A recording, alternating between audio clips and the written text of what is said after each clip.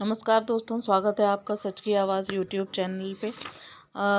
दोस्तों, आज हम शेयर करेंगे आपसे टीजीटी 2022 जो आने वाले हैं उसके एग्ज़ाम्स हैं उसके बारे में कि कैसे आप एग्ज़ाम को क्रैक कर सकते हैं और कैसे आप एक सीट उसमें पा सकते हैं। आपको बता दूं कि टीजीटी 2022 भी उसी पैटर्न पे होना है जो 2021 हुआ था। 500 नंबर का आपका क्वेश्चन पेपर होगा जिसमें 4 नंबर का एक क्वेश्चन होगा। तो आपको कभी भी निराश नहीं होना चाहिए कि सीट कम है। तो आपको तो बस एक ही सीट चाहिए, इसलिए आप जी जान से जुट जाइए। अब हम देखते हैं कि एग्ज़ामिनेशन टिप्स क्या है, हमको किस हिसाब से पढ़ना चाहिए सिलेबस अपना, ताकि जो है हम इस एग्ज़ाम को क्रैक कर सकें। तो देखते हैं एग्ज़ामिनेशन टिप्स में पहला टिप्स है जो बहुत इम्पॉर्टेंट है। आप देखिए, मैंने 10 गोल्डन टिप्स आपके लिए निकाले हैं जो कि अगर आप फॉलो करेंगे तो definitely you will get success. आपको 100% श्योरिटी के साथ आपको एक सीट ज़रूर से मिल जाएगी आपके सब्जेक्ट की। आज जो मैं डिस्कस करने वाली हूँ वो सिर्फ जनरल रूल्स हैं सारे सब्जेक्ट्स के लिए। इसके बाद डेली मैं अपलोड करूँगी इंग्लिश टीजीटी से रिलेटेड, आप कैसे उसको टीजीटी इंग्लिश को क्वालिफाई कर सकते हैं एग्ज़ाम को। और आज जनरल टिप्स हैं सारे सब्जेक्ट्स के लिए। आपको सबसे पहले क्या करना है, understand the syllabus of your subject. जो सिलेबस आपका दिया गया यूपीएससी एसएसबी की साइट पर, वो आप सबसे पहले डाउनलोड करें सिलेबस और उसको बहुत अच्छे से स्टडी करें। उस सिलेबस को सबसे पहले आप बहुत अच्छे से स्टडी करें और देखें कि उस सिलेबस में आपसे क्या पूछा जाएगा। सपोज़ आपके उसमें अगर 20 टॉपिक्स आ रहे हैं तो वो 20 टॉपिक्स आपके फिंगर टिप्स पे होना चाहिए हैं कि ये टॉपिक्स हमारे कवर करना है मुझको किसी भी तरह से। एक चीज़, और दूसरी चीज़, आप लास्ट 10 ईयर के पेपर्स, अगर आपके पास शॉर्ट टाइम है, अगर आपने स्टडी अभी से नहीं स्टार्ट की थी, इससे पहले 4-5 महीने पहले से नहीं स्टार्ट किया है और जस्ट आप बिगिनर हैं, अभी स्टार्ट करना चाह रहे हैं, तो आप 5 साल पहले के लास्ट 5 ईयर के जो क्वेश्चन पेपर्स हैं टीजीटी के, वो आप देखिए, सॉल्व मत करिए, मैंने कहा आप उसमें देखिए कि किस तरह के क्वेश्चंस उसमें आए हैं और किस तरह के क्वेश्चंस उसमें रिपीट हुए हैं। और ये आपको बहुत हद तक ये बेनिफिशियल होगा। और आप देखेंगे कि जो क्वेश्चंस उसमें पहले आए होते हैं, कई बार वो क्वेश्चंस रिपीट भी होते हैं, और अगर वो रिपीट ना हो तो वो टॉपिक इम्पॉर्टेंट होते हैं जिनसे क्वेश्चंस पूछे गए होते हैं, वो सेम क्वेश्चन ना भी आके उस टॉपिक से रिलेटेड क्वेश्चंस ज़रूर आते हैं। ठीक है, तो आप 5 साल, कम से कम 5 साल पहले के, और अगर आप पहले से स्टडी कर रहे हैं टीजीटी के पेपर को लेकर, तो आप उससे पहले के भी 10 साल के भी क्वेश्चन पेपर्स, पिछले 10 सालों के भी क्वेश्चन पेपर अच्छे से स्टडी कर सकते हैं। वो आपको बहुत हेल्प करेगा कि किस तरह के क्वेश्चंस आते हैं, और वो क्वेश्चन से जुड़े हुए जो टॉपिक हैं उस टॉपिक के ही आप देख सकते हैं उससे सिमिलर क्वेश्चंस, यानी उससे मिलते जुलते क्वेश्चंस भी आ सकते हैं। और पॉइंट 2 है, आप देख सकते हैं, collect all study material of your syllabus. तो आपको सबसे पहले जब आप सिलेबस देख लेंगे कि मेरे सिलेबस में क्या पूछा जाना है, तो आप उससे रिलेटेड सारा स्टडी मटेरियल पहले अपने पास कलेक्ट कर लें। ऐसे तो आप देखेंगे जब आपका लास्ट डे एग्ज़ाम होगा तब तक आपको लगेगा कि सारा मेरे पास स्टडी मटेरियल नहीं है, क्योंकि बहुत डीप में होता है। तो जितना आप कर सकते हैं इस समय, सारा आप मेन उसका स्टडी मटेरियल सिलेबस का अपने पास कलेक्ट कर लें और अपने सिलेबस में टिक करते जाएं कि ये टॉपिक मेरे पास, अब इसका कंटेंट या स्टडी मटेरियल मेरे पास सारा कलेक्ट हो चुका है और अब मुझको स्टडी करना है केवल। सबसे पहले आपके पास सारा मटेरियल होना चाहिए, क्योंकि अगर आप स्टडी करते हैं तो आप जितना भी थॉरो स्टडी करेंगे उतना आपके लिए अब बहुत ज़्यादा वो आपको प्रॉफिट देगा आगे, क्योंकि आपका कोई भी क्वेश्चन उससे मिस नहीं होगा। और थर्ड पॉइंट है आपका daily make a target of some topics. और आपको सबसे पहले क्या करना है, सिलेबस से आपने कंटेंट कलेक्ट कर लिया। आप सपोज़ आपके 20 टॉपिक्स हैं और उन 20 टॉपिक्स में से आपने सारे 20 टॉपिक्स का स्टडी मटेरियल आपने कलेक्ट कर लिया है, चाहे किसी बुक के फॉर्म में या जो बुक में नहीं दे रखा है वो आपने अलग से इंटरनेट से ले रखा है या यूट्यूब से या गूगल से ले रखा है आपने, या किसी से फ़ोटोकॉपी ले रखी है, तो वो स्टडी मटेरियल एक जगह कलेक्ट कर लिया आप। और आप ये देखें कि हमको सबसे पहले कौन सा पढ़ना चाहिए टॉपिक। अगर आप सीरियल वाइज पढ़ेंगे, जैसे सीरियल में दिया हुआ है, सिलेबस दिया हुआ होता है आपका कि आपका ये टॉपिक आना है, मान लो टॉपिक 1, टॉपिक 2, टॉपिक 3 दिया हुआ है आपका, तो आप टॉपिक 1 से ही स्टार्ट करें तो ज़्यादा बेटर होगा। तो आप देखें टॉपिक 1 में अब आपका जो टेक टॉपिक होगा उस टॉपिक के अंदर ही उसमें आपको मिलेंगे hundreds of topics will be there, तो बहुत सारे टॉपिक्स होंगे। तो उस टॉपिक में आप देखें कि आपको कौन सा आज का टारगेट है मेरा डेली का। जैसे अब आपके पास बहुत शॉर्ट टाइम है, बहुत लिमिटेड टाइम है आपका एग्ज़ाम, क्योंकि आपका जुलाई में लास्ट इसका फॉर्म सबमिशन की डेट है। उसके बाद आपका अगर डेट आती है एग्ज़ाम की तो जल्दी ही आएगी डेट, और अगर जल्दी नहीं आती है तो आपके पास बहुत अच्छा टाइम है, आप अच्छे से स्टडी कर सकते हो। और अगर एग्ज़ाम की डेट जल्दी आ सकती है, मान लीजिए 3 महीने या 4 महीने में आ जाती है डेट, तो उस हिसाब से आप देखोगे कि आपको जो टॉपिक कवर करना है वो आप कैसे कवर कर सकते हो।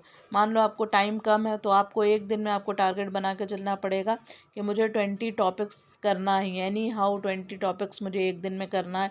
और ऐसा भी नहीं है कि आपने टॉपिक्स तो 20 कवर कर लिए, लेकिन आपको जब शाम को आप लेटे तो आपको एक भी टॉपिक उसमें से याद नहीं है, पूरा आपका वॉश हो चुका है। ऐसा नहीं होना चाहिए। आपके जितने भी आपकी कैपेसिटी हो उसके अकॉर्डिंग या तो आप टॉपिक्स ले लिए, सपोज़ 10 टॉपिक्स आपने लिए, जो लोग पहले से स्टडी कर रहे हैं वो 10 टॉपिक्स लिए आज मैंने, तो मैं क्या करूँ, मुझे वो 10 टॉपिक्स किसी भी तरह से आज मुझे शाम से पहले यानी इवनिंग से पहले 6 o'clock से पहले मुझे किसी भी तरह से, मेरा ये टारगेट है, मैं कंप्लीट कर लूँगा। तो मैंने वो सारे कंप्लीट किए टॉपिक और मैंने ये देखा कि मैंने बहुत अच्छे से किए हैं। अगर आपने अच्छे से किए होंगे तो जब आप रात में लेटेंगे बिफ़ोर गोइंग टू स्लीप आप वो सारे रिमाइंड करेंगे अपने माइंड में, और अगर आपको याद हो जाते हैं टॉपिक्स वो, तो इसका मतलब आपने अच्छे से पढ़े हैं। तो आप वो टॉपिक का अपना टारगेट बना लीजिए आपकी अपनी कैपेसिटी के अकॉर्डिंग कि कितने टॉपिक आपको एक दिन में करना है। और ये आप डिवीज़न ले लीजिए, सपोज़ आपके पास सिलेबस में 20 टॉपिक हैं और हर 20 टॉपिक के अंदर भी 10-10, 5-5 मेन टॉपिक्स होंगे, तो आपको मान लो आपने 20 टॉपिक आज लिए और टॉपिक 1 के 20 आपने सब डिविजन्स हैं वो आज अगर आप करना चाहते हैं तो आज आपने किए, या आपने उसको 2 दिन के लिए रखा है कि आज मैं 20 टॉपिक हैं किसी भी तरह से मैं उसको पढ़ लूँगा, आई विल अंडरस्टैंड, मैं ये पढ़ लूँगा ये सारे टॉपिक्स और ठीक से समझ लूँगा, और कल का दिन मैंने रखा है कि इनको पूरा मैं बाय हार्ट लर्न कर लूँगा। तो वो आप ऐसे ज़रूर से बनाकर चलें टाइम टेबल कि मुझे इससे मेरा टारगेट है कि एक दिन में मुझे इतना करना ही है, चाहे कुछ भी हो जाए, चाहे कोई गेस्ट आए, चाहे कोई इम्पोर्टेंट काम हो, वो सब आप उसको पोस्टपोन करेंगे। और आपने अगर बनाया है टारगेट 10 टॉपिक का, 15 टॉपिक का या 20 टॉपिक का, तो आपको वो करना ही है। फिर आपका फोर्थ टिप ये है, first divide your syllabus according to the time left for exam. आपको अपना सिलेबस डिवाइड करना होगा कि आपके पास कितना टाइम पीरियड बचा है। सपोज़ आपका एग्ज़ामिनेशन डेट अभी डिक्लेयर नहीं हुई है तो आप ये मान के चलो कि अगर 3 महीने बाद एग्ज़ाम होने वाला है या 2 महीने बाद, वैसे तो पॉसिबिलिटी नहीं है कि 2 महीने में एग्ज़ाम हो जाए, काफ़ी लंबा प्रोसेस रहता है हमेशा ही इसका। तो 3 महीने का अगर हम मिनिमम मान कर चलें तो हमको इस हिसाब से डिवाइड करना है अपना सिलेबस कि हमको 3 महीने के अंदर सारा सिलेबस कवर कर लेना है ना। 20 टॉपिक अगर हैं हमारे तो हमको 20 के 20 टॉपिक जो हैं हमको 1.5 मंथ, 1.5 मंथ के अंदर कंप्लीट करना है, और बाकी जो 1.5 मंथ बचता है वो हमको सिर्फ़ और सिर्फ रिवीजन के लिए रखना है।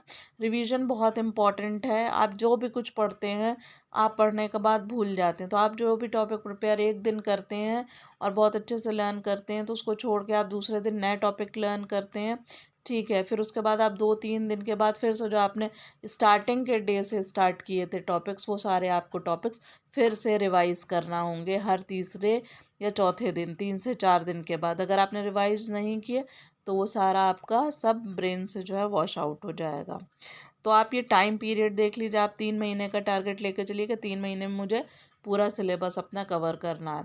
और अगर सपोज़ आपने 3 महीने में अपना सिलेबस कवर कर लिया और आपको टाइम ज़्यादा मिल जाता है, सपोज़ 4 मंथ या 6 महीने एग्ज़ाम टाइम के लिए मिल जाते हैं, तो वो आपके लिए बहुत अच्छा होगा क्योंकि ऑलरेडी आपका सिलेबस कवर होगा। बस आप उसको रिवाइज़ करेंगे और जितना डीप हो जाएगा उतनी आप उसको स्टडी करेंगे। फिर फिफ्थ है आपका learn all topics by heart. जो भी आप टॉपिक पढ़ रहे हैं, ऐसा नहीं है कि आप उसको बहुत ही हल्के से पढ़ लिया आपने, समझ लिया और आपको याद हो जाएंगे, नहीं। जो भी टॉपिक आपने पढ़ा है पहले तो आप समझेंगे उसको बहुत अच्छे से और उसके बाद उसको बाय हार्ट लर्न करेंगे। लर्न करना बहुत इम्पॉर्टेंट है। 6 आपका टिप है, first try to understand deeply then learn your topics. जैसे मैंने बोला कि आपको सारे टॉपिक्स जो हैं पढ़ना है, पहले समझना है, उसके बाद उनको बाय हार्ट जो है लर्न करना है आपको वो सारे टॉपिक्स। फिर पॉइंट 7 है, stick to your syllabus only, do not learn और read beyond the given syllabus. अच्छा होता है क्या है, कुछ बच्चे जब तैयारी कर रहे होते हैं तो वो सोचते हैं इतना तो सिलेबस में दिया है और कुछ चीज़ें जो ऐसी हैं जो क्वेश्चन पेपर में आई हुई हैं वो भले सिलेबस से रिलेटेड नहीं है और वो आ गई हैं, तो वो 1 या 2 बार अगर आई हैं उसमें टॉपिक में और वो बहुत ज़्यादा लेंदी हैं, तो आप उस पर मत जाइए। You stick to your syllabus. कई बार ऐसा होता है पहले रैंडम आ जाता था, अब जितना भी आता है आपका वो सिलेबस से रिलेटेड ही आता है।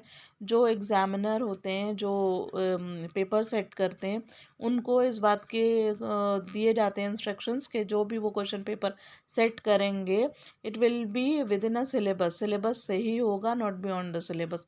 तो जो आपका सिलेबस है उसको ही स्टिक करिए, उसी पर ही आप पढ़िएगा।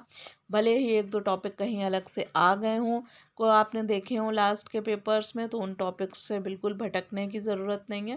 आपको जो सिलेबस में टॉपिक्स दिए हैं वो बहुत अच्छे से पढ़ना है। और ऐसा भी नहीं है कि आप इतना डीप पढ़ें कि आपको रिसर्च वर्क कराना है, नहीं। जितना आपको उसमें दिया हुआ है और जितना उसकी ज़रूरत है उतना पढ़ना है, उसके इधर उधर नहीं जाना है। सपोज़ कोई टॉपिक अगर आपको कुछ रिलेटेड दिया हुआ है, सपोज़ इंग्लिश का अगर मैं एग्जांपल लूँ, अगर आपको विलियम वर्ड्सवर्थ के बारे में दिया है कि उसके विलियम वर्ड्सवर्थ का लाइफ स्पैन दिया है, तो आप उतना ही पढ़ेंगे, ना कि अगर वहाँ पे लाइफ स्पैन, लाइफ बायोग्राफी के अलावा भी आप अपने मन से मत पढ़िए। जितना सिलेबस में दिया है बस उतना ही पढ़ेंगे आप। And don't ever miss any topic of your syllabus. और इम्पॉर्टेंट चीज़ है, जो आपके सिलेबस में दिया उसमें से कोई भी टॉपिक मिस नहीं करना है कि ये तो इम्पॉर्टेंट नहीं है, ये आता नहीं है, ये कई बार आया ही नहीं है, ये कभी आया ही नहीं है इससे रिलेटेड क्वेश्चन। तो कभी नहीं आया तो हो सकता है इस बार ही आ जाए। तो जो सिलेबस में दिया है आपको ये बात मान के चलना है, आपको उससे सिलेबस से बिल्कुल भी इधर उधर नहीं जाना है। पॉइंट 8 पे, first try to finish one book then read another.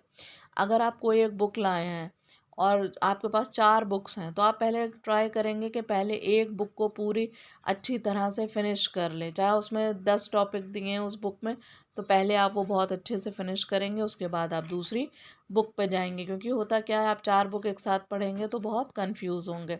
तो पहले आप एक बुक, एक टॉपिक या जो भी चीज़ें हैं वो पहले एक पूरी अच्छी तरह से पढ़ लेंगे, तब आप दूसरे किसी टॉपिक पे या किसी दूसरी बुक को उठाएंगे, पहली एक अच्छी तरह से लर्न करने के बाद। पॉइंट 9 है आपका, सेलेक्ट बुक्स केयरफुली। और बुक्स बहुत केयरफुली सेलेक्ट करिएगा, किसी अच्छे पब्लिकेशन की ही करिएगा, भले महंगी हो बुक, एक लीजिए, लेकिन बुक आपकी जो है बहुत अच्छे पब्लिकेशन की होना चाहिए। ऐसा नहीं होना चाहिए कि बुक में जो है कुछ ऐसे आंसर्स दिए हों जो कन्फ्यूजन वाले हों या फिर ऑथेंटिक आंसर्स ना हो। ऐसी बुक बिल्कुल भी सेलेक्ट मत करिएगा और ना ही ऐसे किसी यूट्यूब चैनल को फॉलो करिएगा जिसमें आपको गलत इन्फॉर्मेशन दी जाती हो सब्जेक्ट से रिलेटेड।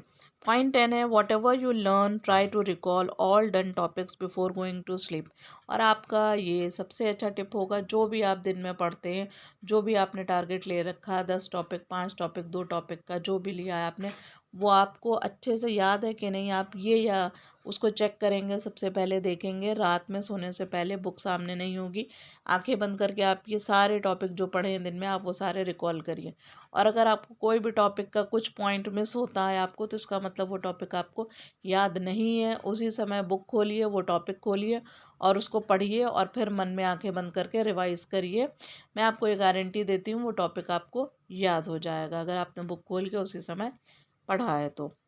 और आपका 10th रूल ये है, 10th रूल आप जो बनाकर चलेंगे, 10th टिप आपका, do not waste even a single minute. आपका एक एक मिनट इस समय बहुत इंपॉर्टेंट है। आप किसी भी चीज़ पे अननेसेसरी टाइम वेस्ट मत करिए, ना ही किसी चैट में और ना ही किसी में। You all are just mature enough to understand कि आप किस चीज़ पे टाइम वेस्ट करना और किस चीज़ पे नहीं करना है। तो आपके पास टाइम बहुत लिमिटेड है, आप अपनी अच्छे से स्टडी करते रहिए। और भी आगे इसी तरह के मैं टिप्स दूंगी जनरल सब्जेक्ट्स के लिए भी और स्पेशली इंग्लिश सब्जेक्ट के लिए भी इससे रिलेटेड टिप्स होंगे। और आपको ये चैनल अच्छा लगता है तो इस चैनल को लाइक शेयर और सब्सक्राइब करें। धन्यवाद।